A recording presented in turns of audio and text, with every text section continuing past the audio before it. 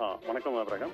அதாவது வியாபாரிகள் சங்கத்தினுடைய பேரவைத் தலைவர் வெள்ளையன் அவர்களுடைய உடலுக்கு அரசு மரியாதை செய்ய வேண்டும் என்பதான ஒரு கோரிக்கை இன்று காலை முதல் அனைத்து தரப்பு மக்களிடையே எழுந்துள்ளது.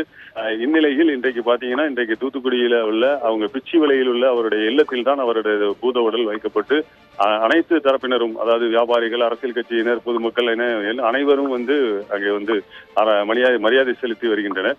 இந்த நிலையில் அரசு மரியாதையுடன் இந்த அவருடைய உடலை நம்ம அடக்கம் செய்ய வேண்டும் என்பதான ஒரு கோரிக்கை இந்த பகுதி மக்களிடையே வலுத்து வந்தது. அதனுடைய விளைவாக இன்றைக்கு பாத்தீங்கன்னா, இப்பொழுது அவருடைய உடல் வைக்கப்பட்டிருக்கக்கூடிய அந்த ஒரு திருமண மண்டபத்திற்கு முன்பாக அந்த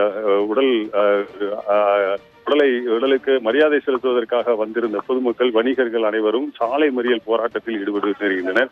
இந்த சாலையானது உடன்குடி பிச்சுவிலை இடையே ஒரு சாலை, உடன்குடிக்கும் பிச்சுவிலைக்கும் செல்லக்கூடிய ஒரு சாலையாக உள்ளது. இந்த சாலையில் தான் அந்த மண்டபத்திற்கு முன்பாக அமர்ந்து இப்பொழுது சாலை மறியல் செய்து கொண்டிருக்கின்றார்கள்.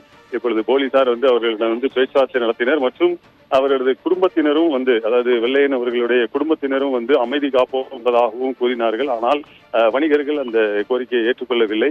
இதற்கிடையே சுப உதயகுமார் அவர்கள், அதாவது கூடங்குளம் அணு உலைக்கு எதிரான கூட்டமைப்பு தலைவர் சுப உதயகுமார் அவர்களும் இப்பொழுது பேட்டி கொடுத்தார்கள். அப்பொழுதும் அவர்களும் தனக்கென வாழாமல் வியாபாரிகளுக்காக வாழ்ந்த ஒரு தலைவர், அந்நிய முதலீடுகளுக்கு எதிராக குரல் கொடுத்தவர். எனவே இவருக்கு கொடுக்காமல் வேறு யாருக்கு கொடுக்க போகிறார்கள் என்பதான ஒரு கேள்வியையும் அவர்கள் எழுப்பி சென்றார்கள்.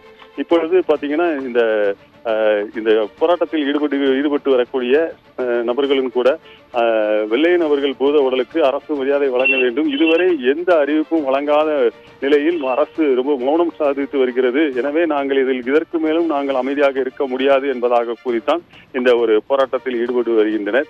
மேலும் மற்ற அரசியல்வாதிகள், நடிகர்கள் எல்லோருக்கும் அரசு மரியாதை செலுத்தப்படுகிறது, ஒரு வணிகர்களுக்காக போராடிய ஒரு நபருக்கு ஏன் இவர்கள் கொடுப்பதற்கு இவ்வளவு தயங்குகிறார்கள் என்பதாகவும் ஒரு கேள்வியை எழுப்புகின்றார்கள். ஆபிரகாம்.